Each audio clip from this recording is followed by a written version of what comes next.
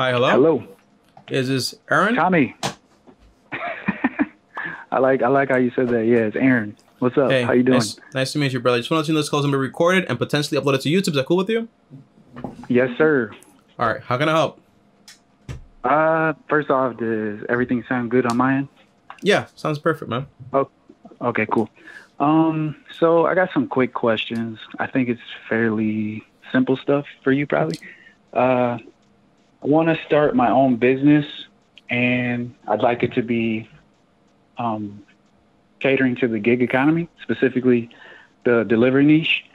And I don't really have any startup capital. I have $13K in debt. And let's see, but I have some upsides. I'm single. I have plenty of free time. I have a stable job, which offers me plenty of overtime if I want it.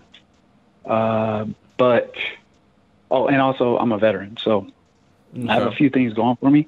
I don't really know where to start, though. I did make my LLC. It got sent back to me because it was too common compared to the places in my state, which is Ohio. And let's see. So I have my EIN, so that's about as far as I've gotten on that end. So basically, I was wondering about how you would go about these things if you were in my shoes. All right. So the very first thing is, it sounds like you're excited, man, and you just don't know where to go, right? Yeah, of course. Yeah. Okay. So the very first thing is you're talking about this business here. What's this business about? What are you trying to do? Oh, so I would just like to basically deliver food efficiently, perhaps more items also, like maybe even people. You want to do like an Uber Eats, a DoorDash? Yeah. Uber Eats, DoorDash, but more legitimate, not just myself doing it, but my entity of a business. Your entity of a business. So yeah, I would like to, get some write-offs, have the car pay for itself, and get into, creating a profitable business for myself, doing something that I actually enjoy. So so you want to create your own Uber Eats, basically, your own DoorDash, like your own actual like software? No, not at all. I'd like to do all of those. Oh, you want to work for them? Right. Oh, I was like, okay. I was like, oh, this is a massive thing here. That's too ambitious. That's too ambitious. My fault. No, it's not that ambitious. Like, if you have the ability and you have the power, then WhatsApp was sold to Facebook for $1 billion. It was just one guy, right? So it's possible. You never know. But okay, so it sounds like, Tommy, I want to do Uber Eats, I want to do DoorDash, and I want to basically get my LLC and all this stuff. Does it sound correct? To get like the write-offs and everything like that. All right. Yeah, that's possible. So what was the issue when it came to like you submitting like your whole like LLC? What was the problem?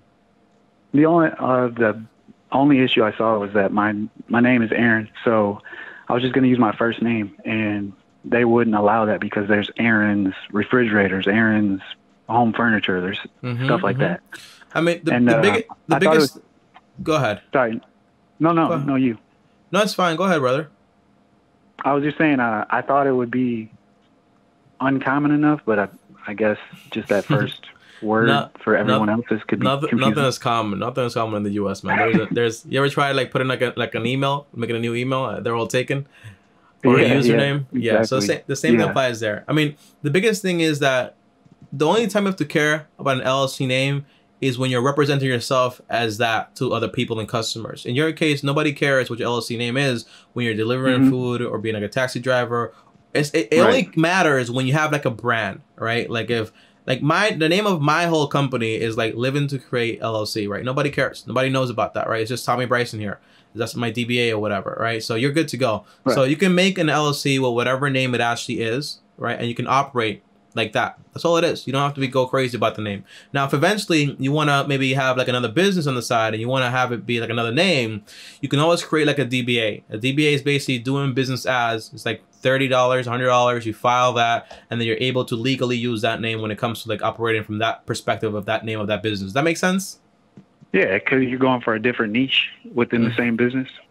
Yeah, that's all. Yeah, exactly. So you're good to go. But yeah, just what company did you use to make your LLC?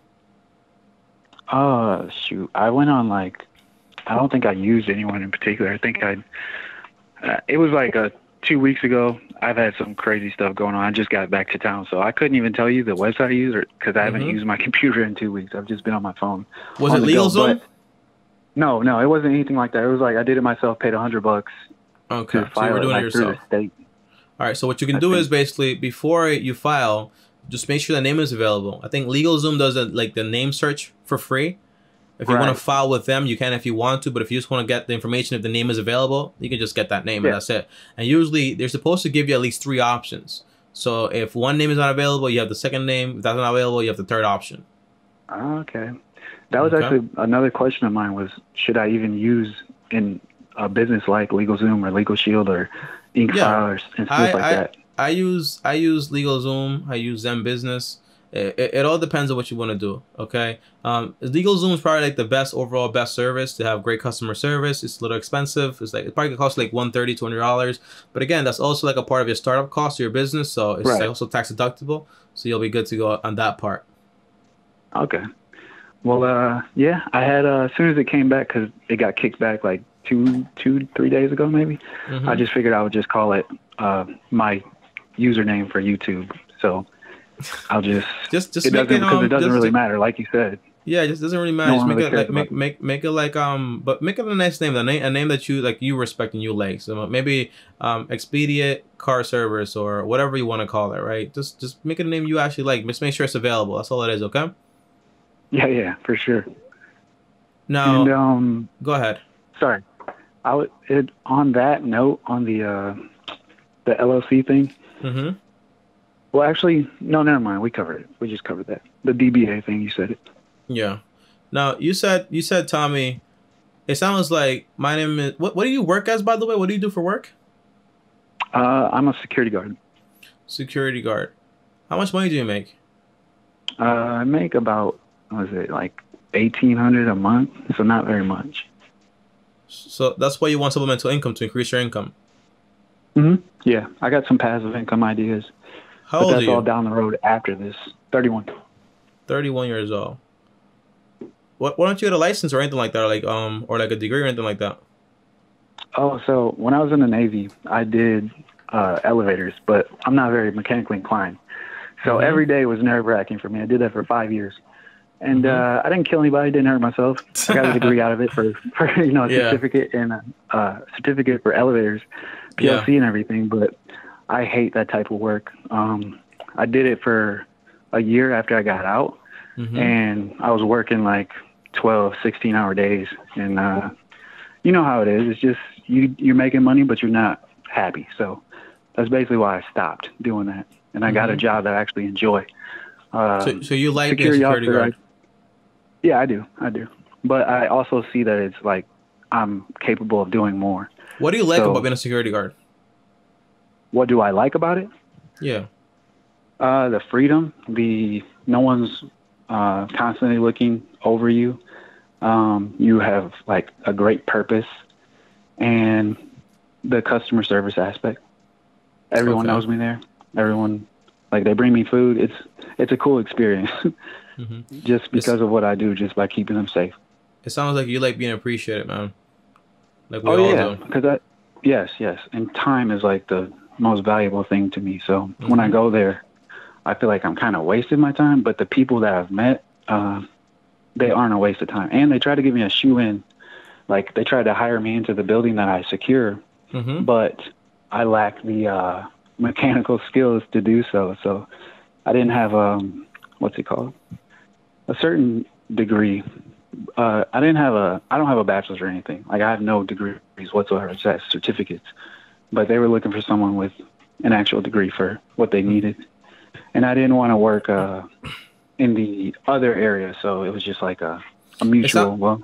It sounds like you haven't figured out yet exactly what you want to do, and you kind of you're kind of saying, it sounds like me a few years ago when I thought that I'm not interested in any work because I don't like this job. It must mean I don't like any other job out there. All right, there's a lot of degrees, a lot of different licenses that don't mean what it meant for you when you were working elevators. Okay, so I'd probably go to laborstatistics.gov and basically find other careers and for example, even trade jobs you can possibly do that give you that flexibility. Is what you're asking for, and also acknowledgement, and also not having somebody micromanage you. And a lot of the times it's gonna come basically from where you work, right? And type of like when I work, for example, in data entry, it was like they look over you, but if you're good, they don't look over you, right? So it also depends on the type, like how high quality you are as far as like how well you do your job, right? True.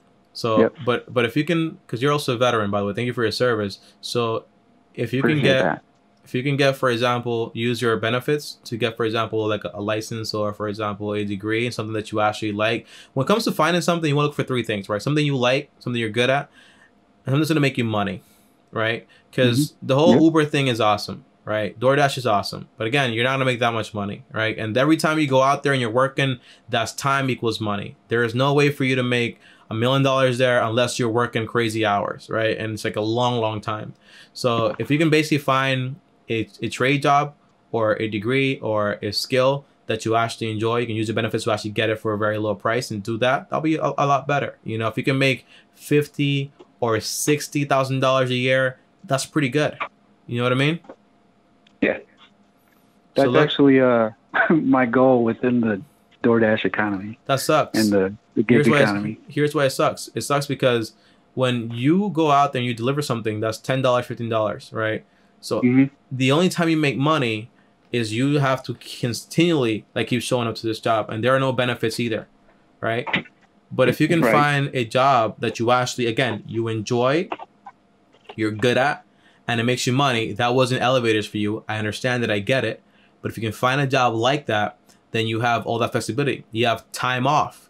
You have free time because it's only 8 hours a day, right? And you also enjoy that job. So it's not like, I'm being punished here. No, you enjoy it, right? So if you can find that, and it's all about testing things out, you know? So go Labor Statistic, get some ideas for jobs, go on YouTube, see how that job plays out. Like people that work this job, do they like it? Do they not like it, right? There's video for everything out there. And that way you kind of get perspective on it. But it sounds like customer service is important to you, human connections is important to you, and also like the ability of feeling valuable and actually having a purpose to your work is important to you. And that's just normal stuff to anybody that actually wants to do something they actually care about. You nailed it. All true. Now, by the way, you said, for example, you want to invest into a new car. Tell me about that. That was the reasoning behind that was I have a pretty reliable car, but it's not new. I've never had a new car. But I was hoping that if I was to ever, you know, do well enough to put a down payment on a new car, then I would go ahead and do that. But I wanted to do it through my business. Your business. Initially. Yes. So it's like a short-term goal, kind of long-term, maybe 1 to 2 years. And, but basically that's to increase my efficiency out there on the roads, basically. No, because I do see it. Go ahead. Like for me, my plan is to do it for about a year, maybe 6 to 8 months, to really go hard on it. Like I have been. And then I should have the numbers that I'm looking for in order to make that $50,000 to $60,000 a year. So basically, I need to make $5,000 a month in order for this to actually work out. Doing door deliveries? Yes. Again, but let's say you said 2 to 3 years. Yeah, but that's with a new reliable vehicle. That's the plan for that. First of all, here's the thing, right? 2 to 3 years, you have a whole license or degree in something else, right?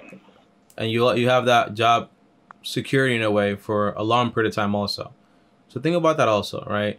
On top of that, if you get a car you can't afford, don't use an LLC or taxes to justify it. When you buy something for tax reasons, it's more like I was gonna buy this anyways, so might as well just get the tax deduction on it. That's the way I think about it. If I said I'm gonna buy a Lamborghini Urus, I'm gonna pay $250K for this car, and I'm gonna save $70K on taxes, does that sound like a good investment to you? No. No, because it's kind of like I spend $10, I save $3, right? It's terrible. So the idea is you only buy something when you're gonna buy it anyways. Now, if you buy a new car to do DoorDash, is that a smart idea? Most likely it's not gonna be, right? All you need is a reliable car to basically do deliveries from door to door. That's all you got. That's all you got to do. You don't need this crazy fancy car. And these cars don't have a lifespan of, for example, like say like 5 years. They have a lifespan of like say for example 10, 20, 15 years, depending on how you actually do it. You know what I mean? So if you take care of a car, everything's solid with it, you get in maintenance on it, it should last you a very long time. But you don't need to justify it and say, hey, I want to buy this $30,000 car that I can't afford right now, put a down payment on it, do the business with it. No, just do, usually you want to do what you have. Does that make sense? Yes, very much so. But it's just one of those things, it's like, I'm already doing that, so I just wanted to optimize what I was doing.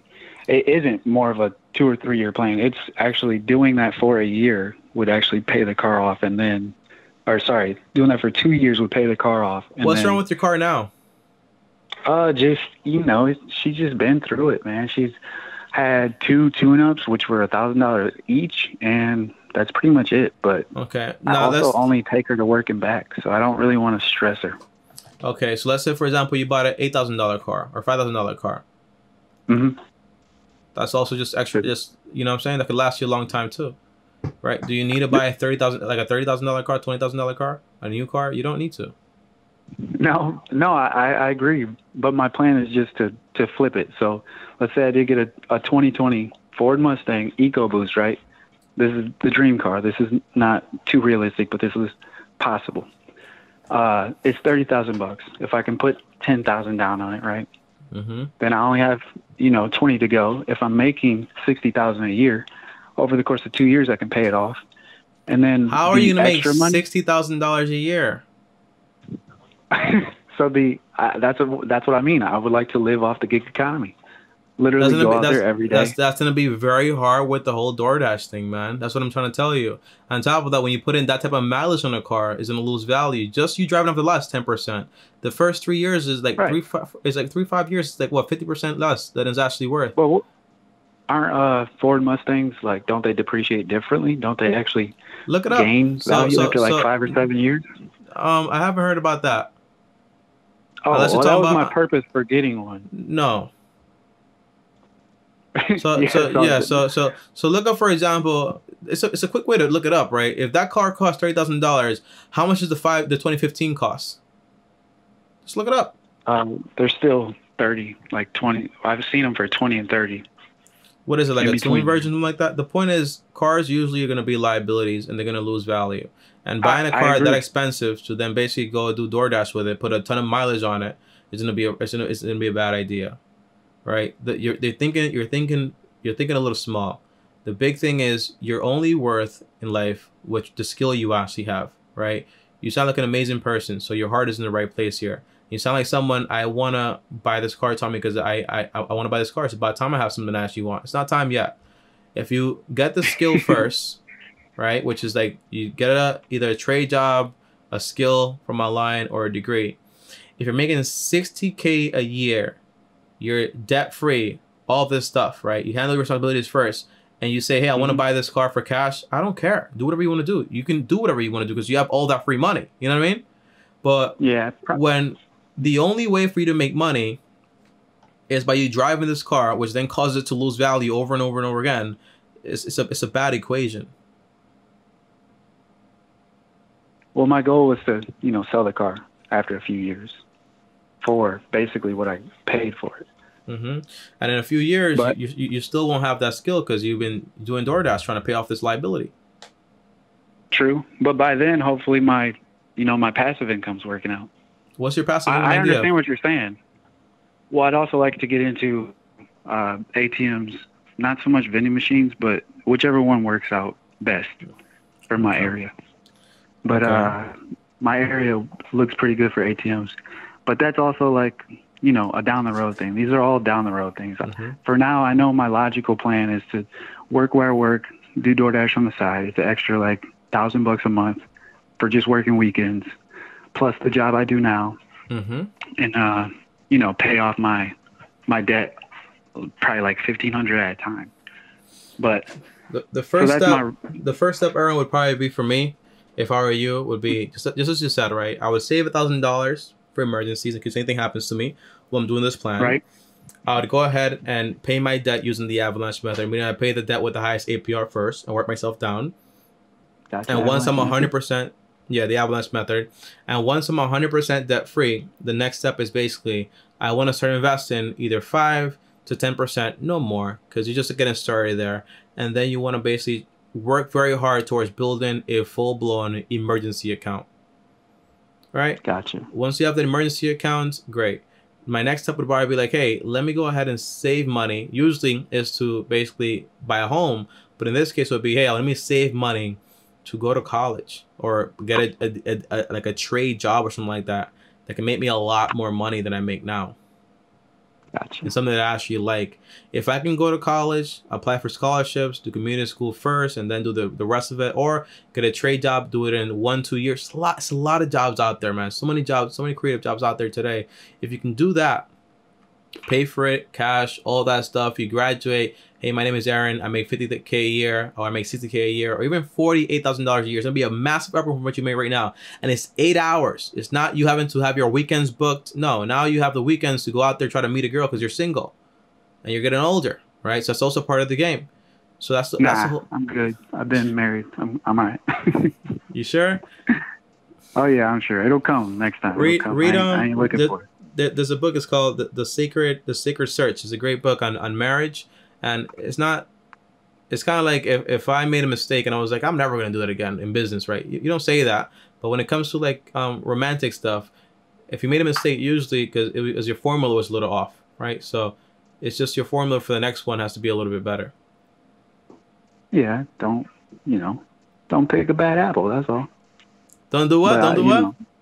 Don't pick a bad apple. That's all I did. Yeah, I just picked a bad apple. Yeah, that's all it is. And it's nobody's fault, you know. The main 4 things when it comes to like marriage and all that stuff is we all going to be, for example, money, being on the same page, kids, how many do you want, in-laws, and then lastly, religion. Being on the same page on all 4 of those categories and making sure you actually like the person, you should be solid. Oh yeah, for sure. All that research first. But yeah, man, you're in a solid place, man. You found a job you like, right? Now the goal is use that money and your side income to basically pay off your debts and then work towards an emergency fund and then start investing just a little bit. And then basically work towards getting a degree in something or like a little license or taking a course or whatever it is to be able to make more money. But what I don't want is how much money do you make per delivery on DoorDash, for example? Per day? Yeah, no, just per delivery. Oh, $9. I won't take anything less. Yeah, so let's say divided by 9. So $60,000 divided by 9, that's 6,666 deliveries. Divided by 365 days, that's around 18 deliveries a day. Right. Saying, for example, that everything is perfect and you get all of those.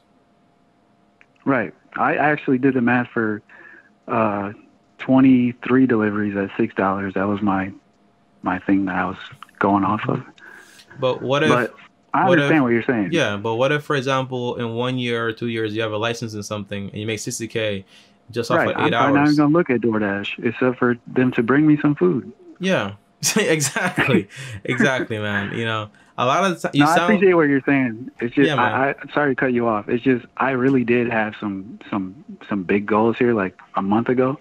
And then I kind of just shortened them up because, well, they just seemed like, a little outrageous. So I tried to pick one thing. Yeah, that's a great idea. That's called prioritizing. I like that a lot. But there are no big goals, right? There are just goals and just time that it takes to get there. If my big goal is to be a millionaire, okay, what's the math and how do I get there? But you don't want to. But you want to slow down this whole car idea, bro. You sound like me when I was so obsessed with buying a house in New York and I was going to buy a house that cost like $700,000. It was ridiculous. Because I was so obsessed with it. I feel you. It's just like been a passion the last couple of weeks. That's all. But you can do it. You can do it, man. But just do it when you have a skill that makes you a lot of money. Whether, by the way, IT is a great skill these days, and you're also working, for example, in an office where people are appreciating you and all that other stuff. So consider that also. It takes a very little time to actually get the degree. But if you get a degree like that, you can make $120,000 a year or like $100K a year. If you do that. Now, if you want to buy a fancy car, I like buying things when I don't have to think about like little tricks to be able to afford it. You know what I mean? Yeah. That's the whole idea. If you can buy something, trust me, I'm I'm not like I'm very minimalistic. Like I got a 2007 Buick Lucerne. Like I love her, but if I was gonna be out there hitting the streets all day long, I would want a new car. That was my only reasoning for that. Yeah, you don't need it yet, as far as like buying frivolous stuff, I don't really know how to do that anymore. I'm too old for that. But and it's okay, by the way. May I ask you? Yeah, go ahead. About ATMs. So my plan there was, I know I only got a few minutes, but my plan there was to put 4 down, and then hopefully, that's $20K a year. Hopefully, if they're generating $500 a month each, then get up to 20, which is my goal, to hit the 120,000 year mark. But I don't. Is there anyone specifically that you would go to learn more about how to invest in ATMs, but not actually be in the location? Because I've seen lots of people talk about it, and they don't really say how they have ATMs in states that they've never even been in or that they're not in. Okay, so I know this guy that does a great job with ATMs. His name usually pops up on Google, but let me see here. Did you say his name? I couldn't hear it. Hold up, I'm looking him up. I'll probably have to forward it to you, but it says I think he's a Spanish guy. But the overall, okay, so what you want to do is you want to make passive income, right? But what is the ATM business saying? The ATM business is a business that is kind of like a little cigarette butt. You get like 1 puff, 2 puffs, and then it's done, right? Because as you see, most likely, like debit cards and credit cards, Apple Pay, all that stuff is gonna put that stuff like out of commission in a few years or so.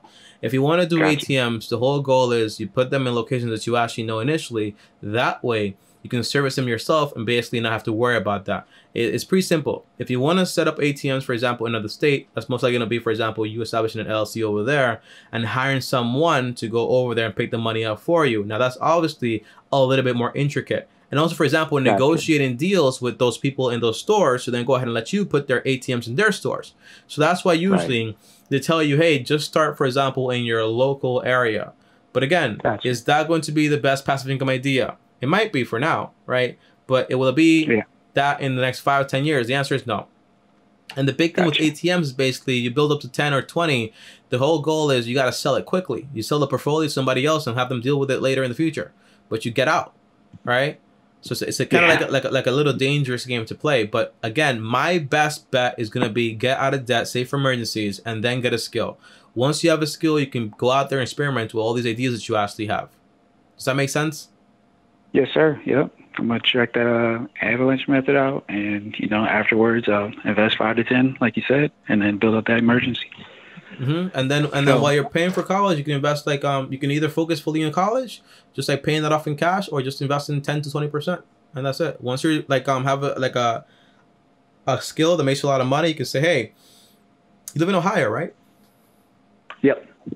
I want to buy a home. I've been like 3 different places. Yeah. But I've been staying here lately. Okay. So if you say I want to buy a home so you can have more stability, and it costs like $200,000, $150,000, you're making a lot of money, and then you can just pay that off in like 7 to 10 to 12 years. Now you have a home, your shelter cost is taken care of, you're 100% debt free. If you want to buy a fancy car, you can if you want to. You want to experiment with some business, you can if you want to. But it's all about patience. You're 31, probably could work since you're 18 years old. That's 2 plus 11. That's 13. That's 13 years of figuring things out. In 10 years from now, doing things the correct way, you can be 100% debt free, have a house that you actually own, all this stuff, and also have, for example, now you're 41 until you're basically done with life, buying and doing whatever you actually want to do while you're also investing. So it's a lot better idea. Does that make sense? Yeah. Sounds amazing. Yep. I appreciate all your time and your advice, for real. All right, brother. And by the way, all these calls are free. And also, they're not a one-time thing. So if you want to call me, for example, in a few weeks or in a few days, tell me, I'm doing this now, I'm doing that now. Yeah. Or I have this question, you can just schedule another call. I'm going to hit you with my next business plan. Yes, sir. I'll email you. No more business plans. Just get started on a skill first, okay? If you want to do a business, you can do it as a side hustle and just start small. I'll say my life plan. How about that? I got you. Yeah. Awesome, man. All right, brother. I appreciate your time, man. I'll see you next time, Aaron. Peace out. Have fun. Thank you. Peace out. All right, guys, so that right there was Aaron, you know, and by the way, it sounds like what he really wanted to do was buy a fancy car and figure out a way to pay it off as possible. That way he'd have to worry about it. But imagine, for example, having to work for an entire year or 2 years just to pay off a liability. Is that the best idea? Is that the best use of your time? Probably it's not going to be. And when you're driving this car, most likely, it's like, I think Warren Buffett said this a long time ago. Wall Street is the only place where people that ride in with what's called Rolls Royces and like Lamborghinis to get advice from people that take the subway, right? So it's kind of like you have this fancy car, but all you're doing is delivering food and all that stuff. Nothing wrong with that, by the way, but the idea is you want to get a skill to increase your earning potential. That's going to be the biggest thing here. But overall, yeah, that's what you got to do, okay? If you want to join me on my next call, guys, well, join me, link down below. All calls are free. Schedule a call, link down below. On top, I also like, subscribe, hit the bell, get notified. And if you guys want to text me or talk to me one-on-one, well, join me on Patreon, link down below, or send me a DM on Instagram at Tommy Bryson. Before I go, thanks for watching. As always, another video right here. Got my face right here. See you guys tomorrow. And as always, peace.